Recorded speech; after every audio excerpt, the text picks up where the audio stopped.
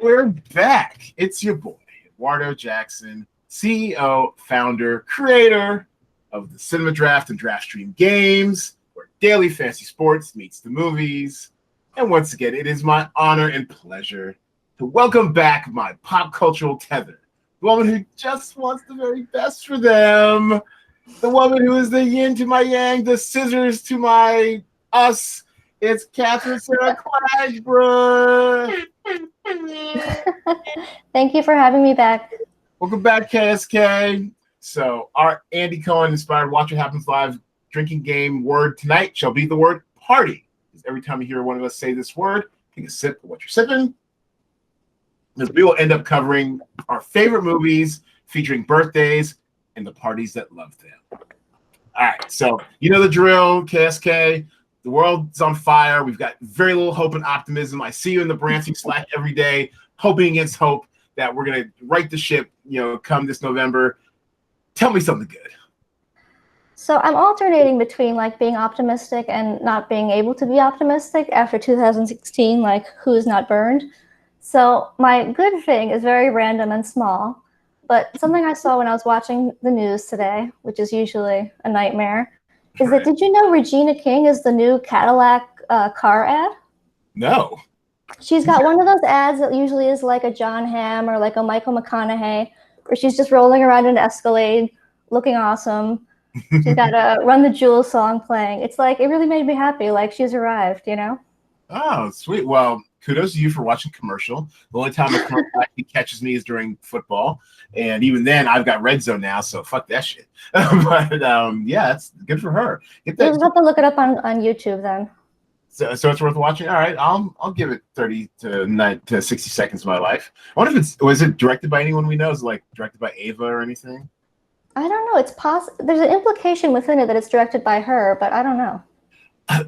You know what? Of course. Why not? She could be a self-director. I don't know. Absolutely. Yeah. We can do it all.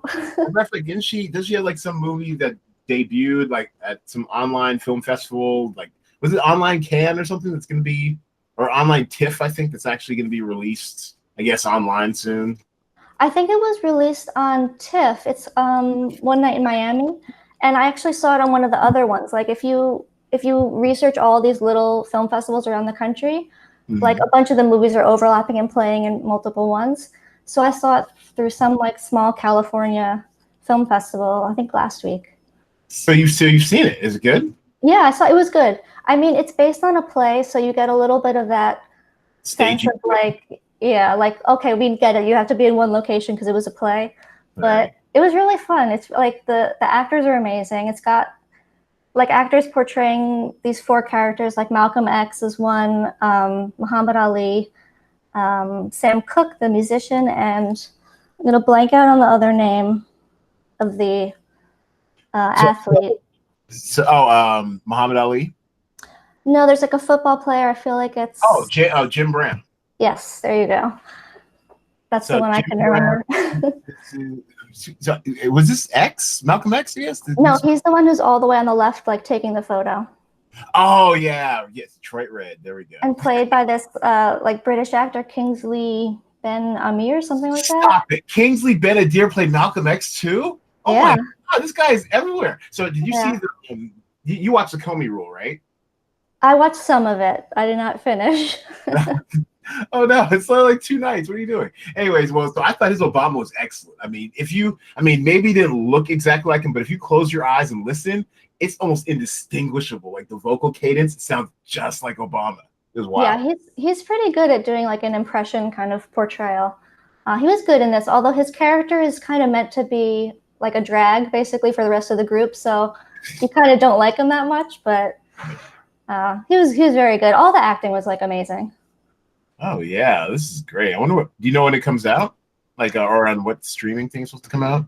I don't know. I don't know if they have an official thing. I mean, it's probably going to still be on some small festivals going around. They take research though to find out what's good. Here we go. It's supposed to be December 25th. I mean, yeah, it'd be great if we could see things in theaters. We can't, so hopefully this gets streamed properly, maybe on Prime or something. That is very interesting. Yeah, well cast too. Aldous Hodge. Kingsley Ben-Adir, yeah, man. All right. Well, good shit. Yeah, that is something good. Well done. Okay. Coming in hot, KSK. All right, so we're on to what we're watching. And the first thing I'm watching this week, a little show called Utopia. Are you familiar, KSK? I've heard a lot about it, and I've not checked it out yet. I feel like it might not be for me. I heard it's pretty violent, but I'm glad you're enjoying it. So, have you watched The Boys on Prime?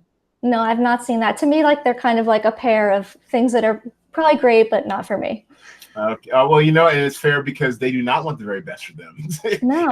and there is, several instances of children in peril in this one and stuff like that. So yeah, I get that. But I enjoyed this because this thing is very unexpected. Very, it's dark, but darkly comedic. It's very strange. So basically, it deals with like the psychology of cults, systems and orders, like your found family versus your real family, and also find out who you are, things like that. But what really kind of has been attention grabby and controversial these days has been the fact that it deals a lot with a pandemic, and a pandemic that may or may not be like a real viral pandemic, whatever. And curious timing for this. Well, yeah, exactly right. But I mean, obviously, they put this thing into motion at least 2 years ago, and the timing is a little auspicious. Could they have sat on it? Sure, but I mean, I think the people saying that it's irresponsible to release it now because it deals with disease is just ridiculous. I mean, and as I'm fond of saying these days, our country is extremely intensely stupid, like criminally dumb right now, and I don't think that good quality content, that pushes the edge, that makes you think a little bit in certain ways, and that is definitely entertaining, should go by the wayside just because people are too stupid for their own good right now. I mean, I don't think it's going to change after November 3rd, one way or the other, but hopefully a sense of returning to at least intellectual curiosity, a culture of intellectual curiosity will at least, be ushered in from the top down. That's pretty much all I can hope for. But I really enjoyed the show because it is very unexpected. People get capped left and right, like unexpectedly.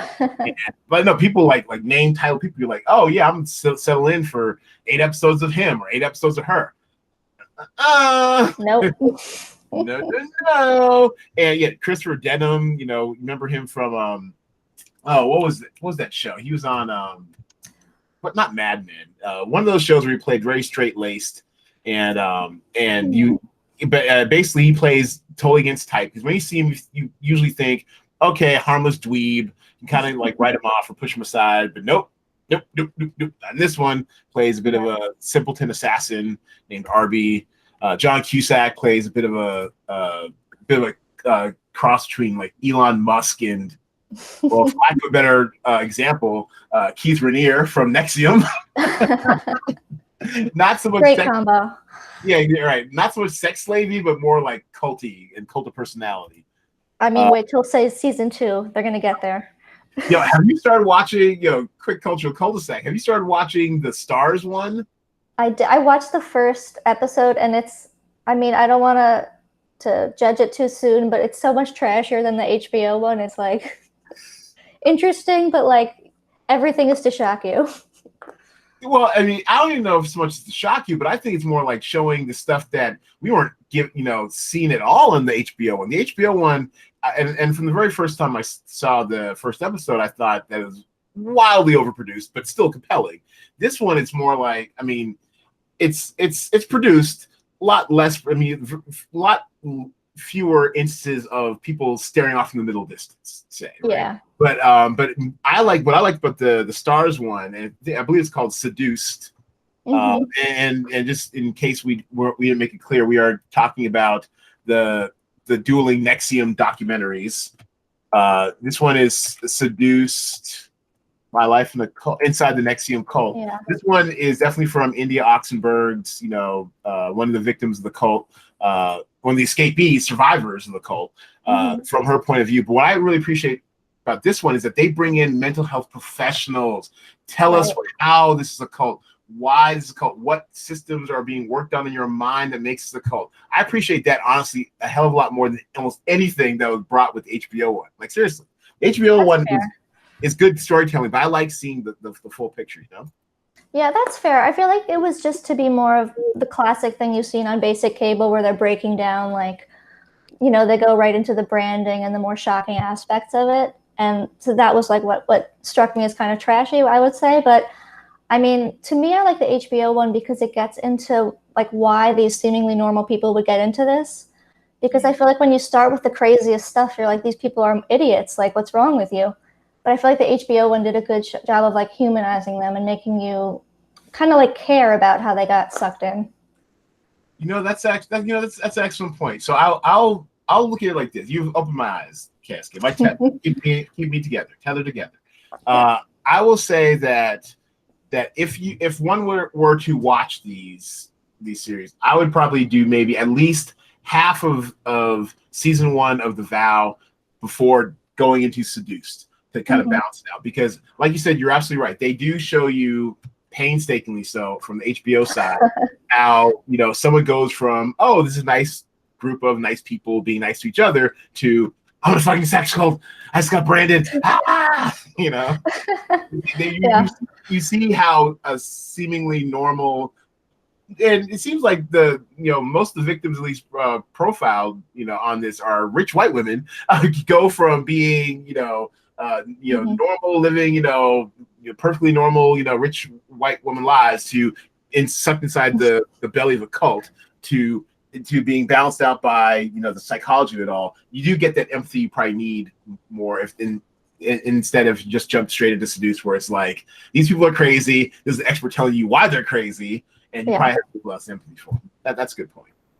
Yeah, I mean, it is well timed because like they could be dueling things, but they're kind of also perfectly fit together because the HBO one, you never really see India, and you're just like really curious about like what's her whole deal, like what is she really, why is she into this, why is she so obsessed, and so then to like see her side is it's like a perfect segue. And now obviously we know that we don't see India because she was holding out all of her footage for her own documentary, which is smart. Get your bags, India. Get your bag. Yeah, she learned a lot from this cult, even good things. Yeah. First of all, be camera ready and always, always be ready to secure a bag. Yes, good. So yes, this is very interesting. Set of shows, and I mean, I don't know if it's appropriate or not, but she's like kind of jaw-droppingly beautiful, a very plain, way, and very like kind of low-key way. You just kind of look at her like, God, she's so. I mean, and she's got this, comes from money and her gorgeous mother, who I remember watching as a kid on Dynasty. Like, oh yeah, she was the blonde one. I mean, it's kind of like, how's such a nice, pretty girl, everything stuff in her life just gets sucked into a cult. You're like, wow. For me, the breakout star so far in the Stars one is the grandmother. Oh yeah. Who you just see like she was at this party and she's just deadpan, like, these people are all insane. I didn't want to be rude, but maybe I should have been ruder. I know, she was great. Tell it like it is. Absolutely. I know, I loved it. Yeah. So I mean, it's so funny because I'm not sure if you saw my tweet, but after I just finished watching The Vow, and then I was looking for some tweets in The Vow to interact with, and then someone talked about like how Keith had like a woman trapped in a room for 2 years and had a baby by someone else. Yeah, it was this crazy stuff that did not show up in The Vow, and she's she's like, and watching 3 episodes of Seduced, all this stuff about Keith, blah blah blah, and and this this is obviously the better doc, and I quote tweeted it with the Spellman girl who does the turns back around to go face whatever she has to face. I did that. Like, now I have to go watch Seduced. Yep, that's how they get you in. And one of the co-directors liked my tweet too, so I feel very, very excited about that. So yeah, so I'm on to Seduced. That is now my new Sunday obsession. Me and the Draft Mom, got to check it out. All right, so wow, that was a big culture cul-de-sac. So UTOPIA, that's one thing I'm watching. Obviously, The Vow and Seduced. The other thing I'm watching from the DraftStream game last week, it was The Perfect Weapon. You checked this out at all, KSK?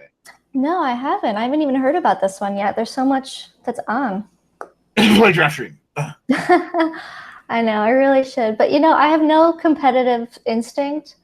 I'm not like a game person. I'm like so bad at games that like I sabotage myself because I want other people to win. Wow, you really want the best for everyone but yourself. That is, Yeah, it's tough. apparently I've got enough competition for like, the both of us, but especially how I talk so much shit in our sports ball channel about, or actually fantasy sports channel about leading our fantasy football league right now. Yes. But yeah, so it's wow, no pictures. Okay, just the one sheet. Cool. It's basically series of interviews tracing back the history of modern day cyber warfare. And honestly, it was kind of kicked off by the U.S., as most great wars are, and our attack on using Stuxnet on the Iran nuclear centrifuges. And that really kind of set the world on fire. Like, okay, so like, oh, we're doing this now. Okay, so of course we did that thing, thinking we could do it as a one-off. Other countries built entire programs around it. Russia, Iran, China, North Korea. They all about that life right now. The Sony hack, North Korea, military. The obviously, the Democratic National Committee's hacked was pure Russian. The Internet Research Agency, which is Russian government funded. They trace all that shit back. It's very compelling, very good. I think it got like 100 score from Rotten Tomatoes and a pretty high score in our game overall. So it's legit. It's worth watching. It's scary. Well, it's scary, but I'm always in search of third monitor material because I'm always working this damn game for y'all. I'm always working this damn game with the first two monitors, and then I need something I can just either listen to or kind of watch at the corner of my eye on the third monitor. This is perfect.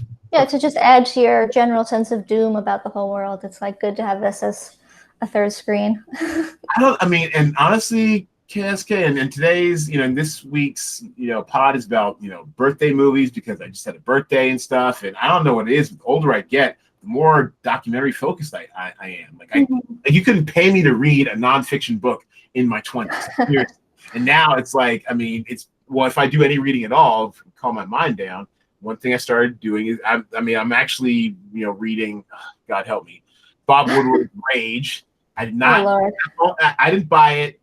Draft Mom bought it. I knew she was never going to read it, so I took it from her. And he can write. He's a good writer, but they're all. That's the first one, right? Or that's the second one? I think it's the second one. It's the one that just came out. It's the one where we were like, and early on, he has that excerpt about how about Trump talking about how bad the virus is. They used to want to like bitch slap Bob Woodward. He's like, you dick. You could have saved some lives here, but whatever. Anyways, it's a good book so far. He's a good writer, and I don't know if I would say it actually exactly humanizes per se like Mattis and people like that. And even before they weren't like the worst people. Because most of them so far, I'm only through like maybe early 2019. Most of those guys you get introduced to on the staff on this cabinet end up quitting. But you kind of see like why they did what they did, but you kind of wish they'd spoken out a little bit more. But yeah, I don't know. They're all like. Between Mattis and Coates, they're all like lifelong bureaucrats or people who are just kind of like they actually respect the chain of command, even though sitting atop the chain is just the bad man in chief. So yeah, someone with a military training of like just following orders and being respectful of like authority is the last person you should count on for like putting their neck out. I mean, in an ideal world, it would not work that way, but. Been disappointed too many times by these people. Yeah, that's true. And now I'm on my 7th Wire rewatch, and in season 1, Lieutenant Daniels all about chain of command. McNulty, chain of command. Up in the chain of command. So yeah. The documentary that I want to see is the new one, Totally Under Control. Have you heard about that? I think it's watched that on Hulu. I've watched it. First of all, it's in the talent pool. So if it's in the talent pool, it's a documentary. It's on my third screen. All right. Yeah. All right.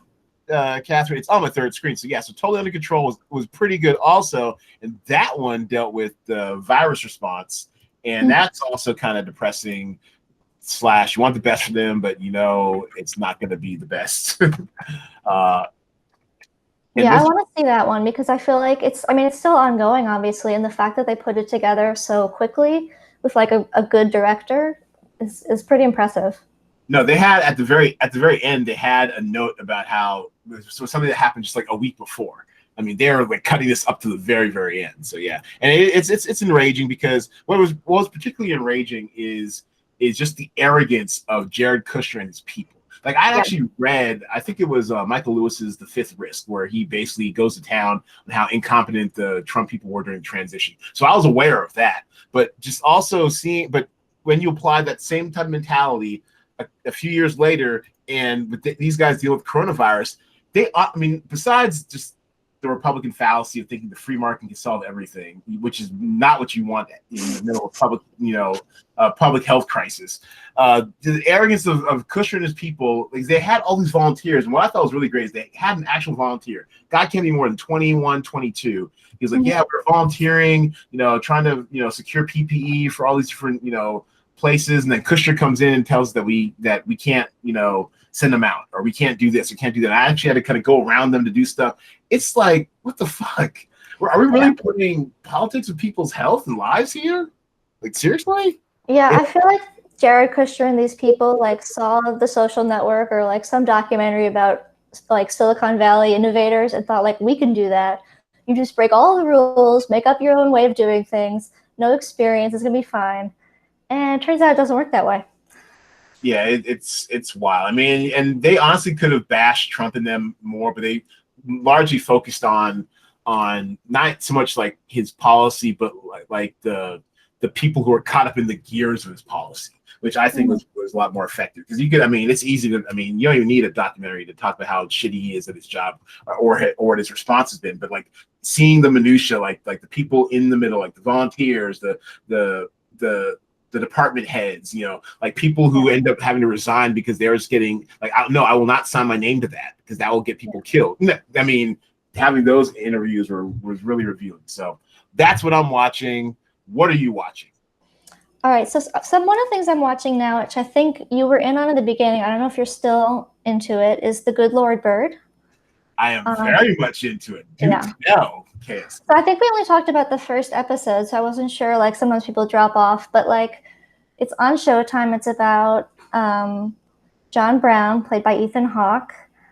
And abolitionist John Brown, for those of you who have failing public school systems. Yes. Yeah, I mean, I'd include myself. I don't really remember learning that much about this history, which is kind of like depressing, but I mean, it's all new to me, so it's even more fascinating. But I mean, the acting is just so over the top that even if you're not like super drawn to this topic on its own, or like, the kind of miserable conditions that they're exploring, like it's really worth it. For the kid who plays Onion is amazing, and he's kind of like your window into it. And I mean, Ethan Hawke is really going for it. He's like so out there. The costumes, like the prosthetics, I don't know. It's great. No, it's really good, and what I like, well, it's good. It's somewhat unpredictable. It's shockingly episodic. I mean, I didn't know I thought it would just be like this one journey from point A to point B, but it's kind of like we're gonna focus in on one place each episode. There's only been 3 episodes so far, but it seems like in episodes 2 and 3, they've gone to one place and focused in on that place, which has been interesting. Maybe you'll have a brush with a historical figure or two, maybe not. I don't know. Yeah. It seems like we've got Harriet Tubman coming up next episode, and as far as grade school, actually for me, I think it was like more like middle school history goes. The main things I always took away from John Brown was that he was very much anti-slavery, abolitionist. He met his downfall at Harper's Ferry, and that he is a white man who spiritually will always be invited to the cookout. Like he lived what he preached, and in this, obviously, this like fictionalized, highly exaggerated take on John Brown, but I can dig that. Any guy, especially back then, who's really willing to put his life on the line to advance the cause of abolition is perpetually invited to the cookout. Yeah, he's so like crystal clear on like his interpretation of the Bible and how like it's pretty simple, like we're all equal, and just like the way he hammers it to basically anyone he meets is really refreshing, because you usually with these historical things you're kind of like, okay, it was a different time, he was doing his best, but what can you expect? No, but he was just like right there. and and from a character standpoint too, if you want to get like all writer wonky with it, it's great because his moral clarity is both his strength and his biggest flaw, because it gets him into so many situations that he has no business being in if he'd just been a little bit more political, a little bit more not even so much deferential, but just like kind of tactful, maybe. But no, we're by fire and brimstone. If you don't agree and take the Lord Jesus Savior as your Savior in Christ, and also that these black men here are your brothers in Christ, I can't. He is talking about breaking bullshit. I mean, it's like you're at a 12 and he's at a 2. Yeah, and I mean, you kind of get into that a little in the 3rd episode when he's meeting with Frederick Douglass, that like they're trying to tell him like, we can't support you if you're like this out there. We've got to raise money and all this kind of stuff. And no, he was just like won't compromise. Yeah. Oh yeah. Good Lord Bird. I love it. I dig it. Draft Mom's into it as well. She skipped the first one because she thought it'd take up too many of her Black Misery credits, but no BMCs required. I mean, the 2nd episode was a little bit more like that because it's focused more on like the slaves in this one town. But I thought it was well done because you saw how they're not like a monolithic group, how each person had their own like way of surviving, their own kind of moral code of like how to get by. It was interesting. Just like today. Ice Cube. All right. Anyways, what else are you watching, KSK? Another thing I'm watching, which I don't think that you are checking out, is the Luca Guadagnino show on HBO, We Are Who We Are. So We Are Who We Are. Yeah, I'm not entirely saying I've tapped out. I just watched the first one. It's a bit of a hang, but there's so much other good stuff I keep finding each week that I think I'll circle back, especially if you recommend it. So tell us what you like about it or what you've discovered about it. So I usually don't like shows that are like teen focused because I kind of feel like, how into their melodramas can I get? But I mean, this is the second one after Euphoria last year, the year before, that like it really brings you in because the characters are so like well portrayed. And it's on this sort of microcosm of a military base in northern Italy. So you've got a kind of like a weird setting where everything is heightened and the culture is more, you can see the cultural issues more clearly, I guess, in the setting. It's got great actors. It's got Chloe Sevigny. Kid Cudi plays the dad of one of the kids, Caitlin, and this kid Frasier with the blonde hair. And I don't know, it's just really well done. Like it's similar topics or like themes to Euphoria, but it handles it in like such a different way where it's not really like judging the kids or putting them in situations where this one's trying to trick that one and people manipulating each other. It's kind of less judgmental about them exploring their identities and like sexuality. And I don't know. I mean, the broader theme is like obviously gender because the character Caitlin is sort of exploring whether she's transgendered or non-binary. But I just think it does a good slow way of exploring these ideas. Okay, well, I mean, because you are my Tether, and I mean, there are a lot of shows that we don't watch, together per se. But I trust your judgment, so I will circle around back to it. Because I play the game every week, I'm exposed to so much good content. I'm also watching Grand Army. I think I'm starting the 3rd episode of that. That's interesting.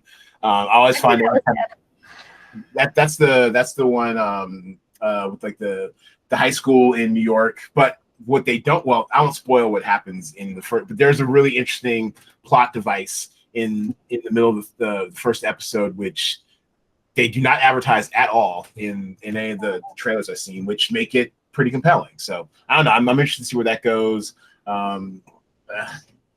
It's just been good. I did a Utopia binge over the weekend. I mean, it's just it's a great time for peak TV. Borat's coming. Can't wait to show you this week's talent pool.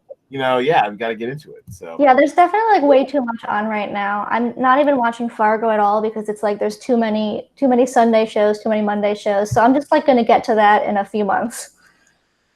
Well, so let me tell you, Fargo.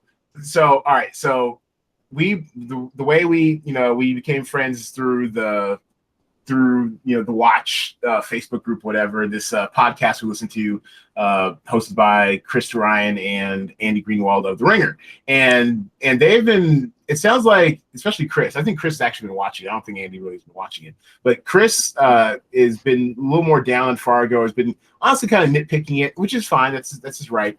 I'm not saying I take this thing completely carte blanche, but if it's Fargo, you kind of just go in and just kind of let it take over. I do recognize their points about how every scene feels weighty and not quite scene chewy, but like the dialogue is really good. The dialogue is always really good and definitely feels weighty, and the performances, especially Glenn Turman, is always just kind of like it's like a velvet hammer. And just you kind of always hold your breath every time he talks because he has that kind of intensity to everything he says, right?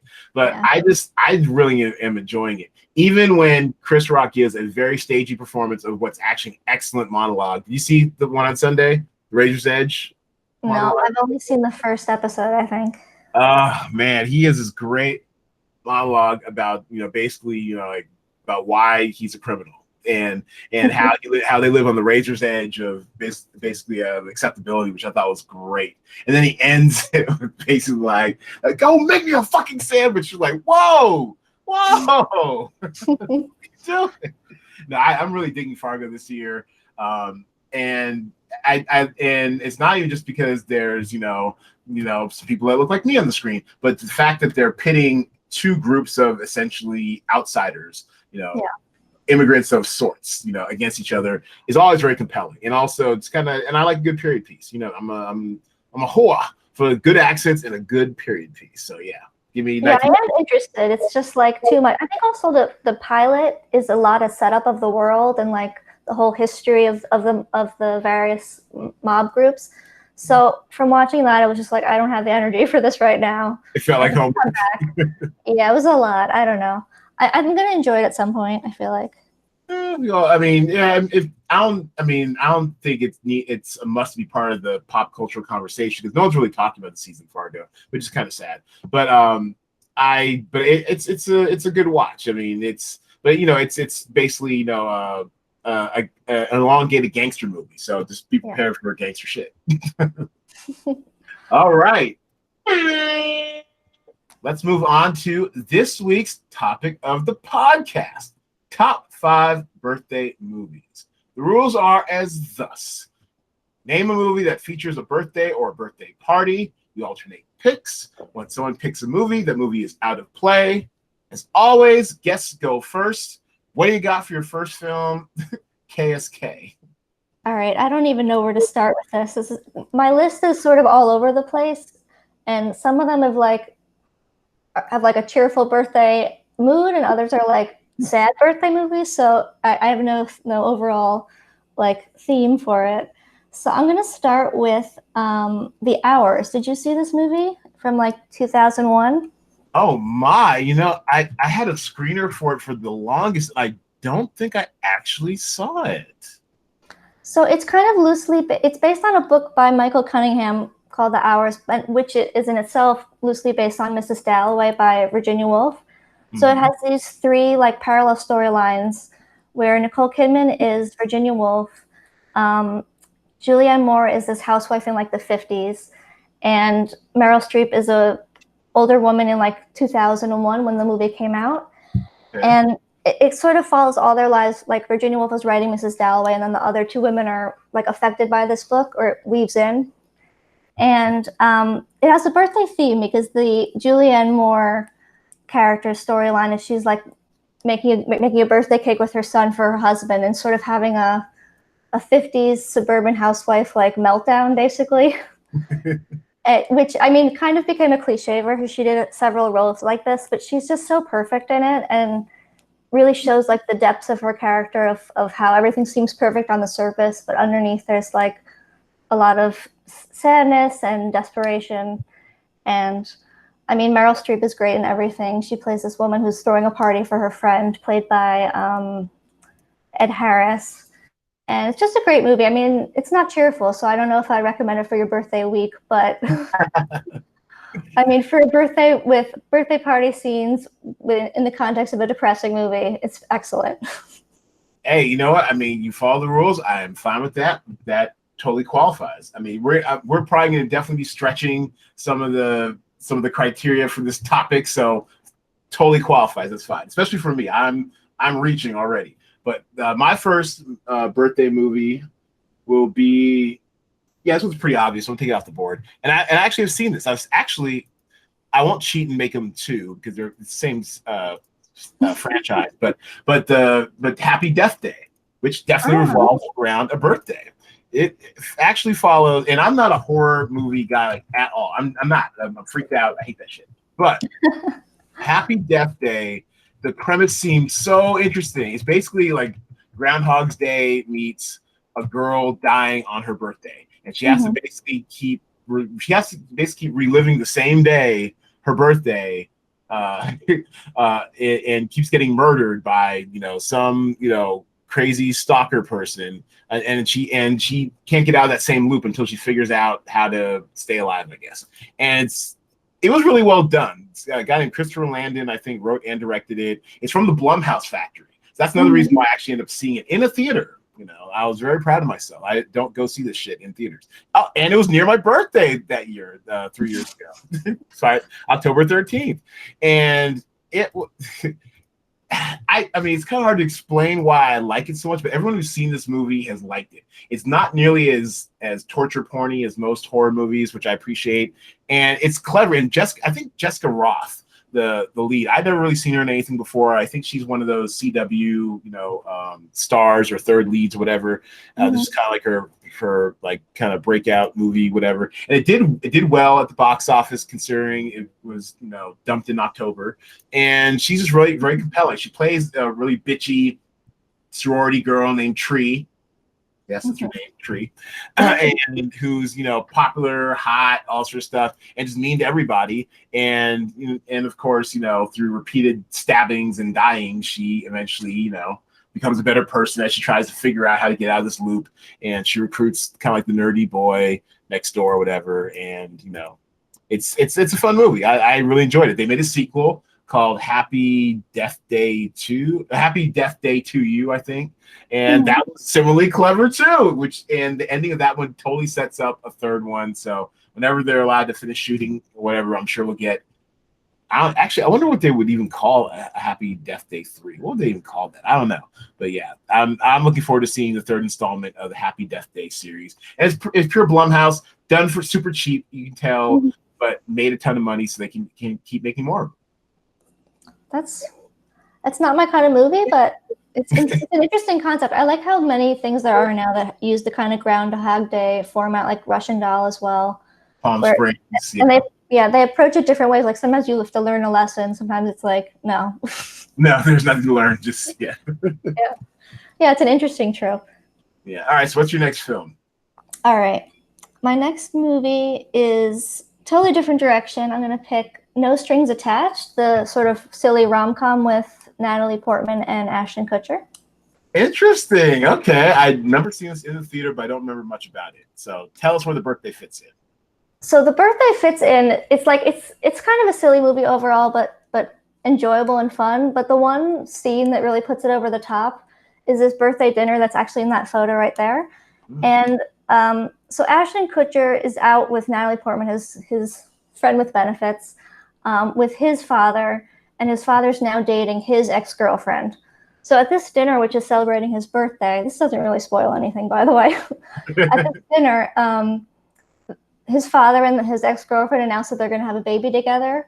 And Natalie Portman just goes from being like supportive friend, like to an 11 of tearing these people apart and how ridiculous they're being. And it's such a great scene of like, she just eviscerates them. And it really shows that like, even when she's doing a silly movie like this, she is such an amazing actress. She's really good. It's worth it for just that scene alone. I mean, it's kind of, the rest of it's kind of what you expect. There were two of these movies that were sort of about friends with benefits that came out at the same time. Yes, I saw both of them in the theater because I'm like that. I enjoyed both actually. So yeah. Yeah, I mean they're both fun. There's a lot of other like funny, tertiary characters. Lake Bell is in it. Love Lake Bell.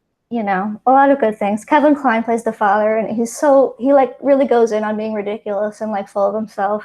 It's just a fun movie. All these shots are all these shots are the same thing. Wow. This is also in the movie, yeah. Yeah, all right. Hi, Mom. Okay. Blame it on Katherine. All right, just kidding. All right, so my next film, pretty obvious one, so I'm gonna take it off the board, is Quinceañera. And this is one of the I can't say I was really big into indie films during my movie reviewing career. I eventually got better at them because I kept getting these screening invites. Oh man, I swear MDB kills me with this stuff. Hold on. There we go. Shit, how do we get out? Okay. They need to fix that. Anyway, Quinceañera, and it was one of the ones I remember seeing when I lived in LA, and I get these invites to these screenings and what have you. And this must have been a screening because I'm pretty sure I wouldn't have paid money to see because I didn't know anything about it. But this is the movie that gave, I cannot spell Quinceañera. Quinceañera. There we go. All right. And yes, 2006. Yeah, right in the middle of my little movie reviewing streak. And this is the movie that gave us Emily Rios. She was a bit of a revelation. I thought she was so good as the girl for the titular Quinceañera, and basically it's about her life in East LA. You know, in LA, I almost never saw it. In LA, it's so like the Los Angeles Southland is just so big and vast. Like one time for a book I was writing, I'd spent an entire day driving out to all these bedroom communities on the east side of LA County. Just randomly drove through them, stopped, walked, went to shops, and I saw about maybe a dozen different cultures, and it's so vast, like, the fabric that makes up kind of LA County, that you can never be exposed to any of some of these cultures or communities. And that's kind of what I felt when I was exposed to Quinceañera, about how she was living in East LA, how she had if I recall correctly, she had, I think, a cousin or a brother who was having issues with his sexuality. She was kind of coming into her own as well. And it's just very well done. Kind of a bit of it showed both the soft and the hard edge side of growing up in East LA. I just thought she was, I thought she was wonderful. And I always and every time I'd see her pop up in anything, usually on TV, I'm like, wow, where's she been? Why is she getting more roles, And I think last time I saw her was in Snowfall, in which she was excellent in, although I'm afraid they might have killed off her character. But this gave me Emily Rios. I remember looking out for her after that ever since. And Quinceañera was a really well done, touching little movie. Is Quinceañera like part of also Panamanian culture, or is it more Mexican? Yeah, I think it's the whole Latinx diaspora. It's not as big a part of Panamanian culture, I don't believe. Well, how would I know? I don't even live in Panama. And most of the Panamanians I know are in New York, and I was never a 15-year-old Panamanian girl. So, but as far as I know, I think it's definitely a bigger deal in Mexican, maybe even Cubano cultures than, say, the Panamanians I've been exposed to. But I have heard of Panamanians getting quinceañeras, although I don't think it's as integral a part of our cultural fabric. Yeah. I haven't seen this one. I gotta check it out at some point. Yeah, it's nice. And yeah, actually, I wonder where is it playing? You would like it because it's a little touch and go here and there, but they definitely do just want the very best for them. So. Yeah. At the very end. That's an age where you have to be rooting for the best for them. They can't go off the rails. Well, for someone so young and you're such a wise and voice in a Slack, I often forget how old you actually are or how young you actually are. You're like a mom, so you're like a mom at heart. So it's very, you want the very best for them. Yeah, look at that, great scores across the board, and it's on Hulu. So yeah. Oh, great, that's good. Yeah, Hulu has a great movie selection, I find. They do. They got a lot of good everything. What's your next film? All right, my next movie is An Education, with Carrie Mulligan and Peter Sarsgaard. Ooh. So I'm back to the dark movie birthday things. No, I like it though, because I just saw, randomly, I just saw it. Well, no, I've seen it before. I saw it when it came out. But I just saw it. Sex Education. Bad Education. Where's the right education? Here we go. I just saw I think on HBO Max or something. I just saw like it showed up in my queue or something. Like, oh yeah, An Education. Yeah, so tell us about An Education. This is good.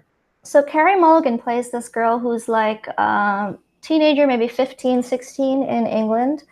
And she's just like a regular high school student, and she meets this guy played by 60s, right? Peter Sarsgaard. Sorry? It was like in the 60s, right?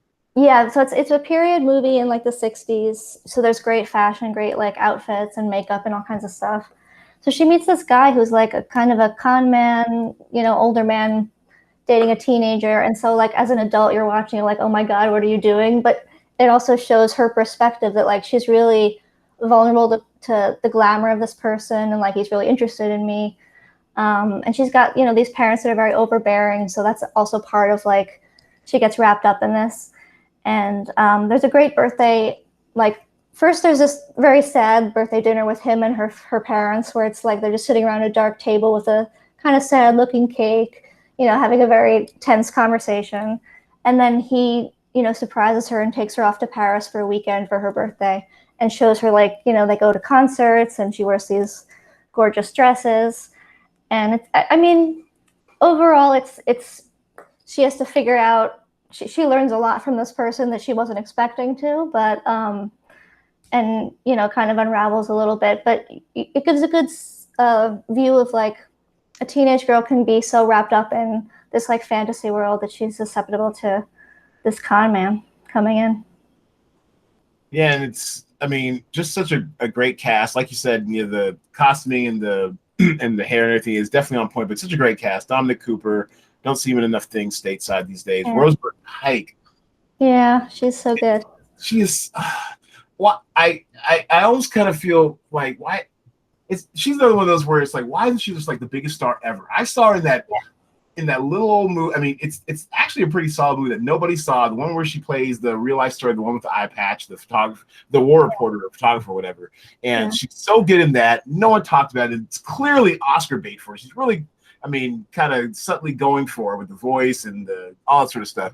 And this is when you also know that like an A-list actress is going for, because nudity. It's out there. She's sitting in a tub. She's like, I'm giving it to you, Oscar. Pick me. And they forgot her. It's so sad. But I mean, I have a long list of those actresses, and I feel like Carrie Mulligan's almost on that as well. She was so big for a while, and now, I mean, you don't see her that much anymore. So hopefully she'll come back. She has like such an emotional face that like it just like quivers whenever she has to do these deep scenes. It does, doesn't it? Did you see that Brit Fishent series? I think came out on Netflix. The one where she's a pregnant cop. Yeah, I think it's called Collateral. Thank you. Yes, Collateral. Yeah, she's excellent in that. She has. That's a great way to describe her face. Very quivering. She's basically the white Kerry Washington. Every time Carrie gets so worked up, it's like you see that lip quiver. Oh boy, you don't know where it's gonna go. Is she gonna cry? Is she gonna chew or snap your head off? Like, I don't know. Yeah. I hope you're onto something, and that she's gonna show up as the lead in a Shonda Rhimes show from one of those like Netflix deals, and just like come out of nowhere. But I don't know. Hopefully. Yeah, and Shonda, we're due. What's up, your boy Ryan Murphy? Yeah, now, granted, Ryan Murphy preceded her by maybe 6 months in his deal, but my God, he's put out like five properties by now. It's nuts. So but she's also smart to be like watching what he's doing and how people respond to it, and like take her time a little bit. Hopefully, do a little better. Yeah, that's true. And I think she has like a daughter or something. Like maybe she has a family. I don't know if Ryan Murphy has a family. Seems like he's always working. So more power to him. All right, in education, very well done. I'm going to go with this is the part where we start stretching. All right, I'm gonna go with The Game.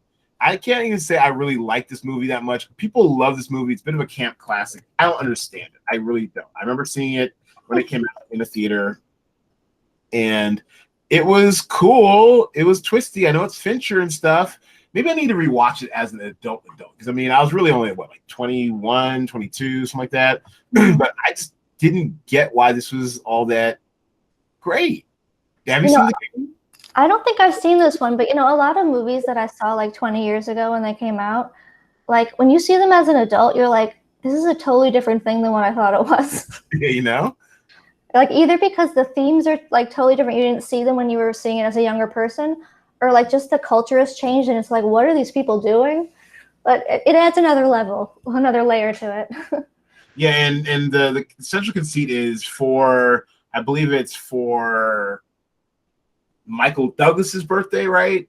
His younger brother Sean Penn throws like it basically concocts like a bit of a scavenger hunt mystery type thing that takes on real world consequences. And I mean, it's an interesting kind of concept, I guess. I just wasn't feeling it. Maybe I need to rewatch it. But people really love this movie. They really love this movie.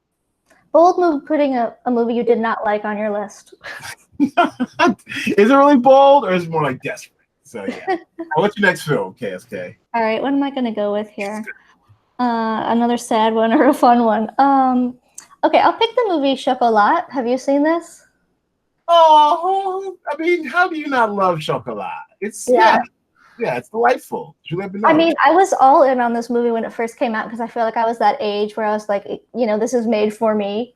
It's with Juliette Binoche and Johnny Depp as like. It make you want to go to Europe? Is that what made you go to Europe? I mean, it didn't, but it probably added to it. It was in there somewhere. It's in the mix.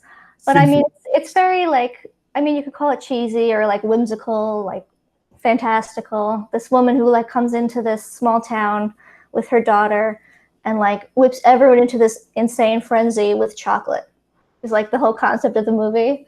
And Johnny Depp plays like this, I guess you'd call it a traveler, I don't know the exact terminology, who's sort of on the outskirts of society, not really accepted by people. And well, what was once unpolitically correct referred to as a gypsy, right? Yeah. Okay. I don't know exactly what they're called in France, but he's sort of on the edges, and he lives on this boat, and they kind of are nomadic the same way that Juliette Binoche is kind of like moving into town to town. And anyway, the townspeople led by the mayor, I think played by Alfred Molina, like go wild. I think mainly because it's during Lent, and so the fact that she's got this chocolate shop like stirring passions in people is obscene to them. So they try banning chocolate and all this stuff. And not to spoil the movie, it's still enjoyable, but it culminates with this birthday lunch for Judi Dench's character, who's like this old matriarch in the town. And basically a group of the townspeople are rebelling against the mayor by having this lunch where they hang out with these people that are sort of should be ostracized and eat chocolate and, all in on hedonism, having fun, pretty innocently, but you get wrapped up in it. It sounds ridiculous, but you have so much fun watching this movie. Well, it sounds like me this weekend breaking my my Abascal diet, sugar and dairy fast by going fucking hog wild on cheesecake fat. I did too much. I did too much. My stomach, after 3 months plus of no sugar, no dairy, was not prepared. I punished it. I'm slowly weaning myself off the craziest, but I went to town. Yeah, that was so them going to town. Some chocolate was me going to town on a Cinnabon cheesecake and a vanilla bean cheesecake and a dulce de leche cheesecake. That was me. That was me. You gotta do it once in a while. Yeah. Oh boy. Yeah. I probably gained 5 pounds back, but it was worth it. Fuck it. All right. So my next film is going to be This Is 40. It's in the title. Yeah. And oh man, I hate that. There we go. So confusing. All right. That's a good choice. This is 40. Yes. It's in the title. It's in the title. Actually, so this is kind of in around that time when Judd Apatow was definitely steering more towards like balancing more kind of dramatic fare with his outright comedies. People weren't quite used to it yet. He also did Funny People, I think, a year or two earlier, which people really didn't like, but I love that. Have you seen Funny People? Yeah, I like that one. I mean, a lot of his movies are fun if you're not trying to see them as like an A+ movie. If you're just trying to enjoy them, they're really good. Right, yeah, and I mean, I think people are trying to hold the standard because I mean, Knocked Up and 40-Year-Old Virgin were both like really funny, but also like really good. They're trying to probably take that kind of imprimatur of comedic quality, like it's got to be up to this standard of like greatness to his drama, and he's just not as good at drama. I mean, that's fine because he's not bad at drama either. He's just not as good at drama. So I didn't really kind of come to it with that type of expectation. I am always here for artists who are trying to to paint with all the colors in their crayon box who feel like they have more to show or more to give. And this was perfectly fine. I mean, I was nowhere near 40 at this when this came out, but just, you know, taking like a thoughtful, dramatic, if that's even a word, kind of look at, you know, being a parent, you know, existential dread of turning a certain birthday, which I kind of all but gave up after turning maybe 30, 35. After 35, I just honestly don't care, you know. But even my 40th, I honestly didn't care for different reasons. But yeah, actually, I think the Seahawks lost my 40th birthday. That really pissed me off. Otherwise, I didn't care. So yeah, so the whole thing about 40, I thought was very thoughtful, interesting. Obviously, it's a very privileged look at it. You know, he basically plays a version of himself, only this time it's like he's like a record executive or whatever. So it's a privileged take at it, but you know, some of the themes are pretty universal. Yeah, and having yourself played by Paul Rudd is always a good move. Like any excuse to do that, I feel like take it. Yeah, and Leslie Mann is great. I love Leslie Mann. Yeah, I love actually the concept that he had his real wife and real children in this movie, just with Paul Rudd as him. It's a lot. And Maud's good. Maud and I are both good. Yeah, so yeah. Yeah, Maud was on Euphoria, wasn't she? She was on Euphoria, and she was also in King of Staten Island. Mm-hmm. Yeah, she's good. You could tell though that she got the no nudity contract in Euphoria. Yeah, 110%. That's what happens when your dad is really important in the business. Yeah, absolutely, and also what was I gonna say? But yeah, no, Maud's good. I enjoy her, and that's a good example of nepotism for good when they actually have talent. Yeah, nepotism is good. Blanket statement. And I mean, I'm not gonna lie. Honestly, I mean, if I had the chance, I saw people ragging on Bill Simmons for like giving his daughter Zoe a podcast. Look, Simmons shouldn't have said the shit he said, knowing what he'd done. But the fact that he gives out jobs to his people, well, duh. I mean, it's like you're giving, you know, your daughter or your brother the attorney general's job or something. You know, we're not going all Kennedy with it. I'm just saying, you know, it's the impacts of him giving his friend, his cousin, his daughter, his nephew, whatever jobs, very low stakes. So whatever, deal with it. Yeah, yeah, I think that's fine. Podcasting, like the butcher shop, the family business. Well, I mean, also like she's gonna figure out if she's good at it. She's not gonna keep doing it if she has no talent for it. So you know. Yeah, I like Zoe. Anyways, I don't know how we got through after that. That's my bad. So yes, that was my fourth one. What is your last film? All right. I thought you were definitely going to pick this one. You're going to be mad when you realize it's a birthday movie. I'm picking Coming to America.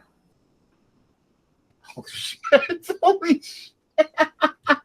I was saving because I was sure you were going to take this. Wow. Well played, Kiska. Well played. Coming to, what didn't even occur to me either. You're right. Yeah. So technically, like the first scene is a birthday. He wakes up in Zamunda, I think is the country. And, you know, it's the classic thing that he's surrounded by like 100 people singing, a little choir, and, you know, people trying to help him get dressed. He's like, can I please just like brush my teeth? And so that kicks off like the whole, you know, his parents introduce this woman he's supposed to marry. And that's how he gets this whole idea. I'm going to go and find my own life, my own bride. And the adventure begins. Wow, you're absolutely right. I'm 100% mad. I didn't think of it. Well played. This is a classic movie. There's like every picture that you're showing here is like another incredible scene that's like, you know, world class. It's a perfect movie. I mean, there are very few movies that are well. I don't know. It's a perfect movie to me. This Boomerang. There's just like, I mean, just never. Every beat is perfect, and this is me not having seen this movie in like probably 5 years, and I just remember how perfect it is. It's so good. Yeah, I mean, you got McDowell's, you got the barbershop, the actual chocolate. Exactly, the Jerry curl with leaving the little stain on the sofa. There's like so many moments in this. Let's just soak. Oh, well played. I can't. Yeah, and here's the birthday party, the celebration in Zamunda, just over the top. I mean, yeah, that was good shit. KSK. I'm trying to lower my expectations for the sequel, which I think is coming out in like November, December. I will not. No, I will not let you pull me down on this. POOPOLL. I will not let you pull me down. have faith.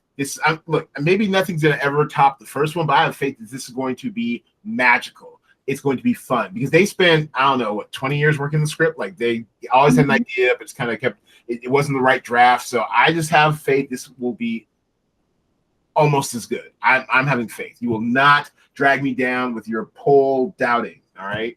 I mean, I hope you're right. I'm trying to just like set myself up to not be disappointed. All right, fair enough. And the final one I'm going to go with, I mean, once again, it's kind of in the title, but 16 Candles, I guess. I mean, she turned 16, Molly Ringwald. Yeah. That counts. I mean, I was pretty young when this came out. I did not see this in the theater. I definitely saw it on VHS at someone's house at one point. And I love a lot of John Hughes movies. This one I just thought was okay. And it wasn't even so much like the Long Duck Dong thing, which was horrible even at the time. But just I just didn't overly connect to it because it definitely was more of a white high school experience that didn't feel exclusionary, but it just wasn't like my thing per se. But I definitely had enough of that in like your day-to-day life with these kids, probably. Honestly, where I went, Lakeside, for real. I mean, for real. So, but I do like John Hughes movies. I do recognize that it was a movie of its moment, of its time, and everything that people loved. And I loved how it made Molly Ringwald a star. She definitely looked great in this movie. Like I definitely remember seeing this movie. Like, yeah, she's hot. She's great. And also, I mean, I got a thing for redheads. I don't know what that's about. So the 16 Candles is great. Breakfast Club obviously is great. That's a great little movie marathon right there. And yeah, it is all about her turning 16 and lusting after the boy that didn't want her while another boy truly wanted her. So we've all had that experience. Yeah. At least I have. Classic story.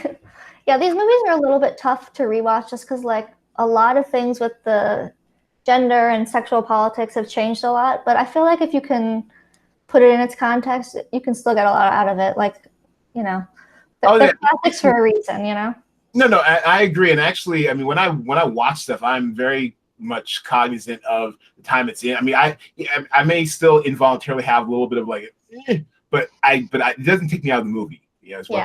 Yeah. And if we get to the point where we can't appreciate art for the time it's built in, for a time it was made in, then that's pretty sad. But I see what you're saying. I definitely co-sign that, and I definitely get a kick out of more just like the hairstyles and the fashion.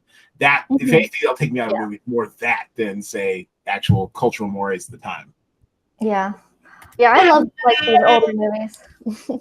Yes. All right. So we are going to take a pause for the cause to tell those of you who are new to the podcast, who are listening at home, how the DraftStream game is played and how you can get involved. For those of you who are watching, we'll be back right after this. All right, and we're back. Last week's quarantine movie of the week was a fan favorite. To all the boys I've loved before, I was not privy to the books previously, but when I watched this little Netflix rom-com, probably about a month after it came out, after just getting hit over the head by how much people enjoyed this, I truly came under its spell. I think I watched it maybe twice, maybe even 3 times, as well as exposing the draft mom to it. I had to put her on some game during a holiday weekend, I think, and it is delightful. And several of you chimed in how much you enjoyed that movie. Are you familiar with To All the Boys I Loved Before? Yeah, I love this movie, and it's surprisingly like just as good on rewatches. That like it's so well put together that it's not like tired of the story, but like it's so perfectly done, and the characters are like cliches, but also like uniquely personified by the actors. It's really good. Yeah, and I mean, huge crush on Lana Condor. She should be like the biggest star. Give her all the things. She's great. Yeah. The sequel, not as successful, but I'm not a fan of that. Yeah, I still want to see where it's going to end up in the third one, which I guess should be coming, I guess, next year, maybe, something like that. So, To All the Boys I've Loved Before. That was last week's movie of the week, the quarantine movie of the week. This week is On the Record. Not nearly as delightful, far more depressing, a little bit soul-crushing, but different tone. Yeah, also a little bit informative about Drew Dixon, former music exec, Drew Dixon, Stanford educated, who basically spent a lot of her industry experience being sexually harassed and assaulted by one Russell Simmons. It is not a fun story, but is a very necessary story told in her own words, and also the words of a few other survivors in the industry who also were sexually harassed and assaulted. And it's just really, I mean, you hear about these things. You hear about, oh yeah, like in Hollywood, the casting couch, and groupies in music, whatever. But it's totally different when it's coming from someone whose only dream was to help other people, other artists achieve their dreams. Just see her own dream dashed by toxic men in power. It's really fucking enraging, but she does a pretty good job of describing it all, and also touching on some subjects which I thought were kind of interesting because she refers to it several times, not even in passing. The whole light skin, dark skin politics and stuff like that, which I thought was kind of interesting throw in for a movie like this. She's like, she fully acknowledges what she calls light privilege and how her being a light skinned black woman with light eyes, gave her, access to some stuff that, other people wouldn't get access to, or got her treated differently in certain aspects, but also worked against her in other aspects. So it's a very interesting documentary. Perfect third monitor material for those of you who know how I get my job done around here. I love having a good documentary or something I can just kind of listen to or watch, out of the corner of my eye, like the Real Housewives of Potomac. Don't need to focus on y'all. I can have y'all running your mouths on a third screen while I'm doing my work. So, but this is great third monitor material, but also something if you want to really get into her story to focus on. It's really kind of sad how her whole story turned out, but also enlightening on how dangerous some of these men are in that industry. Yeah, I haven't seen this, but I remember there was controversy even when it was released that like Oprah was supposed to be a producer, but then she backed out, and it showed that like even when it's all being put out there in public, he still has this power that people are intimidated, or I don't know the exact dynamic of it. And quick cultural cul-de-sac, why are we so afraid of men with power? It's so fucking the Me Tubing, hashtag Me Tubing today. People making apologies for this guy who whipped his dick out on camera at work. What do we do? So stop, just stop apologizing for men in power. Stop giving them a pass. Stop, especially white men. Stop giving them extra benefits of the doubt just because they have a tiny bit of power and formerly had social or cultural cachet. Stop it. They say stupid shit, like Ice Cube said stupid shit. Call them on their stupid shit. It's okay. We'll have to end tomorrow. All right? Off my soapbox. Okay, so our DraftStream update. I'll try to keep it brief since someone around here does not take full advantage of her Tether's life's work project right now. But no, we had a great week this past week. Great titles that were in play. Gamble 24x7, who is now the all-time Cinema Draft money winner and DraftStream money leader. He's fully taken control of it over Jay Bird. This man has made easily $3,000 off of us playing a free-to-play game over the course of, I don't know, over a year and some change worth of weekends. It's great. And he does it all, from instinct. Doesn't use an optimizer, doesn't use, a solver, just studies, uses his good poker expertise, game theory in the house, those poker players, uses poker expertise to play the game theory, the shit out, and he won yet again. This time he took first and third. We are now, and since the last time you contemplated playing KSK, we now up the prize pool to $100, $50 first, $25 to second, $10 a third, with a $15 low ball bonus. What is low ball, you may ask? Well, we have it built into the game that of the 3 call sheets you're allowed to submit, you can always do one for the low ball where you are trying to get the lowest score possible, but you must spend at least $75,000 in salary. You must have at least one actor from 3 different titles, and of course, you must be under budget and have at least one headliner, one co-star, one day player.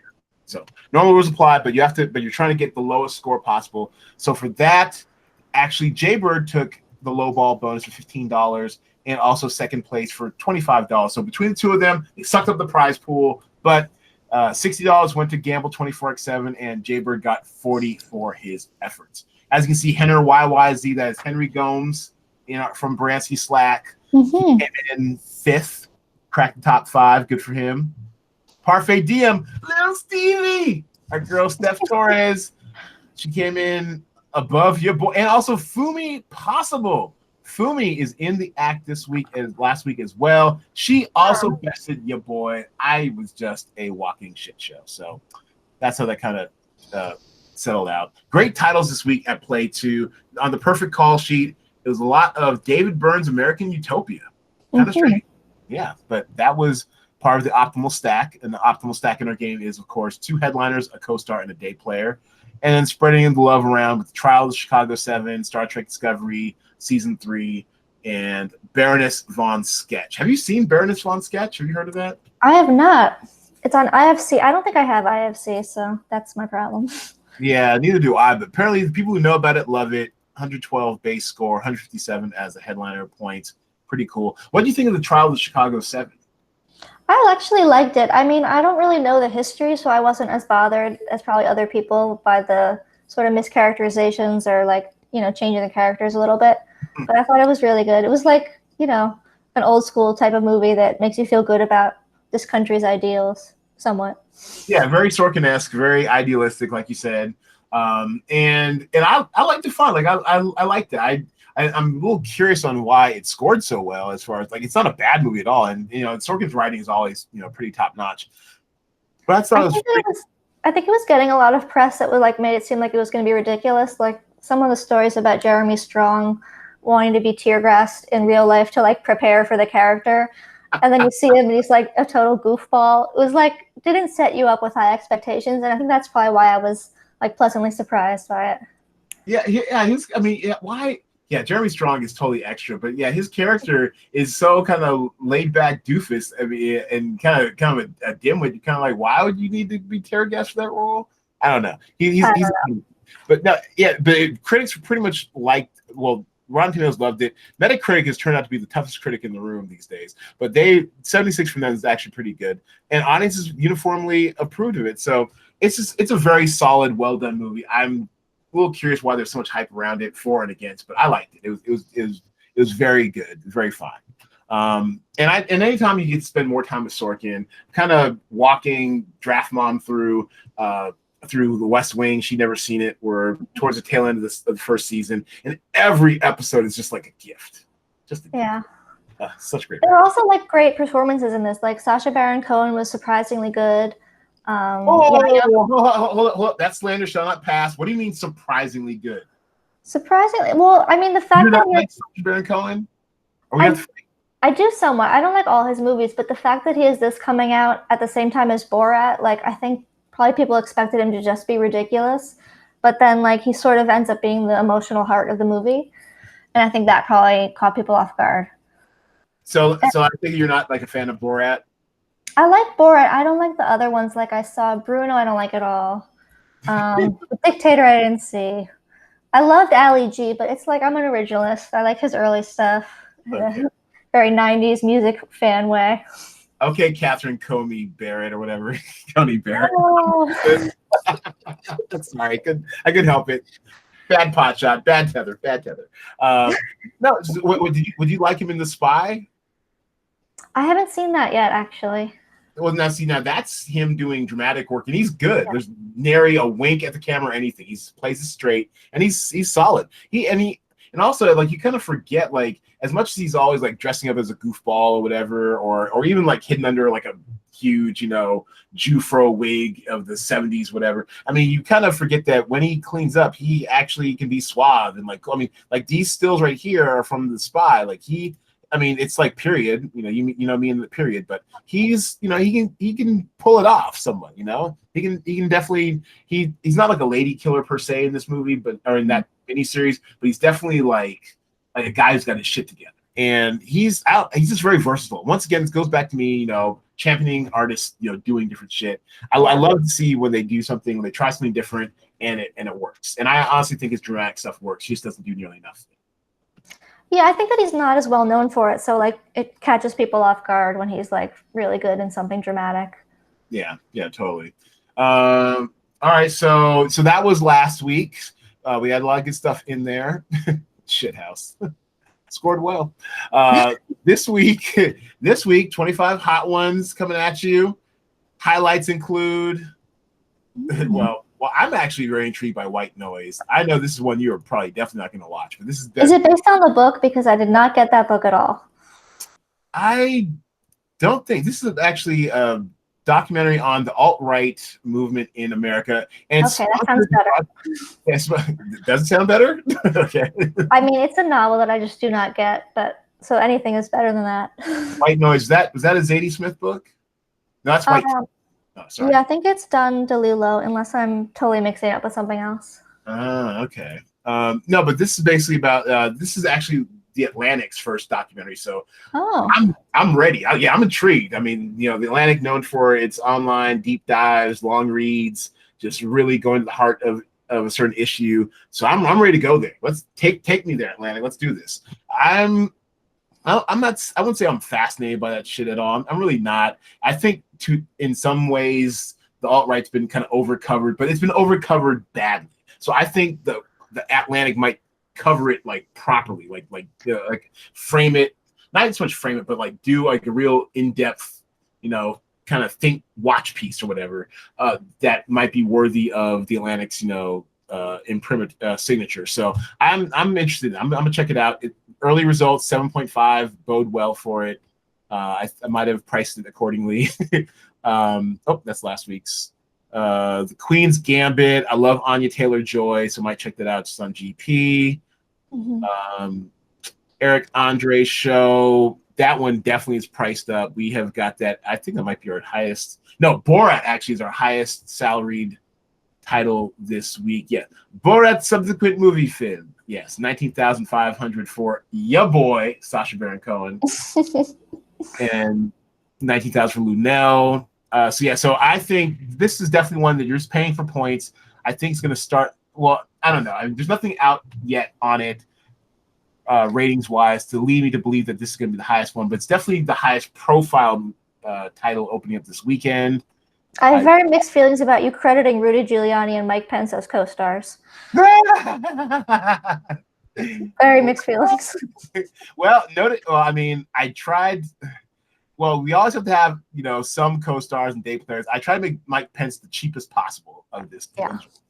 And we can't put him at the min price 5,000. That just skews everything. But yeah, he definitely sucks. He gets the lowest price of all of them. I hope that he's gonna make a fool out of Mike Pence. So yeah, get it how you live. What else? Equal is intriguing to me. Equal, that's I think the docu-series. Narrated by Billy Porter, backstories of leaders of pre-Stonewall of gay rights leaders, oh man, period piece too. Shit, I might have to be in on this as well. Interesting. Too much stuff to watch. So is this a drama or a documentary? Well, I think it's a docu-series. So the unsung heroes of people pre-Stonewall that changed the course of American history through gay rights activism, both, I guess, public and private. So that actually seems kind of interesting. That sounds good. It does. What else is interesting? On the Rocks, Apple TV Plus. Now, since you haven't been playing the game, understandable. You're gonna keep banging in one home until you play the game. Apple TV Plus is actually proving itself to be the platform of the most quality. They consistently score the highest. I think their average score is like 95. 0.05 in a game where your highest score is 130. So your average being 95, almost 100 points, is pretty damn high. It brings together Sofia Coppola and Bill Murray again. Rashida Jones in there, Marlon Wayans. That's interesting. So I'm in on this. I might have to watch this when it comes out. Yeah, I really want to see this. I haven't even seen the trailer. I don't even know what it's really about. But I just see that creative team. I'm in. I'm totally in. Have you seen it? I've seen the trailer. It's like a father-daughter drama where like the Rashida Jones is married with a kid, and she's kind of worried that her husband's cheating or something, and so her father, played by Bill Murray, is like going to help her investigate. And so I think it's kind of like daddy daughter time. Yeah. Let's spy on your husband, daddy daughter time. I'm in, totally in. So Apple TV Plus. I'm not sure if you not to get totally aside, but other stuff from Apple TV Plus I really liked was the series Trying with Esther Smith and Rafe Spall. Are you familiar with that? I haven't seen that. So good. And I didn't know what to expect, honestly. I mean, it might have been like one of those, I'll give it 3 episodes and I'm out, but it was so good. And Esther Smith, I am in love with her. Once again, another fucking redhead. But I'm in love with her. She's great. She's so spunky. She's got that accent. And you know me in accents, man. She had me at the accent, but her character is just so, look at her face. Her face. Yeah. Talk about contorting faces. Her face is all over the place in this little series. I'm telling you, you watch this, you will love it. You will love it. It's about a couple it's about a non-married couple in London who are trying to have a baby, and they can't. So they decide they're going to adopt, and it's the whole adoption process and how you have to kind of clean up your act to be, adoptable parents and stuff. It's really good. And of course, they're friends who, are married or going through their own shit, don't quite get what they're doing, and of course, the sets of parents. It's very much. I mean, I wouldn't say there's so much like a formula to these type of shows, but it's very much about the interior lives of these, Londoners who are obsessed with this one thing. And it's just really great seeing, couples who aren't dysfunctional. They're very functional, but the conflict comes from their own personal dysfunctions, and her especially. Esther's character, I can't remember her name, but her character especially is really funny. And the faces she makes, that fucking accent's just so adorable. Oh, I just want to eat her up. Like my grandma used to say, I just want to eat you up. So good. I should check this out. I like these British comedies that are like about a specific topic and like just let the people be sort of zany, but regular people. 100%. So yeah, that's a bit of a cultural cul-de-sac. Trying on Apple TV Plus, check it out. Or if you ride the high seas, ride it in that direction to go check that out. It's great. It's great. And the other thing I want to bring attention to is Rebecca. This, I mean, it's got a little bit of sizzle. It's period. I mean, look at this one sheet. Oh my God. The hair, tie, the suit, the look. I mean, I'm drawn in, but the initial ratings, which helped me, decide on how to make salaries for these, has been somewhat disappointing, and mostly on the critical side too. So that's why it's only $8,500 for Army Hammer. For less than 18,000, you can own both Army Hammer and Lily James on your call sheet. That's a good looking call sheet right there. But so I don't know if it will actually perform better once it hits Netflix. Oh shit, that's coming out tonight, KSK. Yeah, I feel like people might enjoy it more than critics did, because critics are comparing it to like the original Hitchcock, which is impossible. And like maybe there's technical things, but a lot of people just want to watch these two beautiful people like cavorting, having fun. Although I don't think it's all fun. Maybe the first 30 seconds of the trailer are fun, and then dark shit starts happening. Then it gets a little darker, yeah. And so, and what I'm intrigued about seeing is, well, I don't know if intrigue's the right word. I'm just excited for this a little bit because it does look period. Two pretty people being pretty together, and you're right. And when it comes to this game, it is the audiences that count. I mean, in our game, Google user scores and IMDb user scores get 60% weighted in the calculation. So critics can hate on it, but if audiences love it, it's going to do its thing. So it'll be very interesting to see if this actually might have been undervalued at $8,500. So if you're looking for salary relief, if you're getting a Borat headliner, maybe even 2 if you're going crazy, then if you need some salary relief, Rebecca might be your salary relief title. Also, Lily James has had a big week. Like, she needs the support right now. I know what you're talking about. I'm not going to steer us off into that. Although I will say I did not enjoy Emily in Paris. I think that was I bailed after the first 3 episodes. Have you watched Emily in Paris? No, I'm not interested. Boom, my tether. What a perfect note to end on. And also, What got time for that? no, we are not with Emily in Paris. That's right. My tether. I knew you were my pop culture tether for a reason. All right. Well, we're going to bring this in for a landing.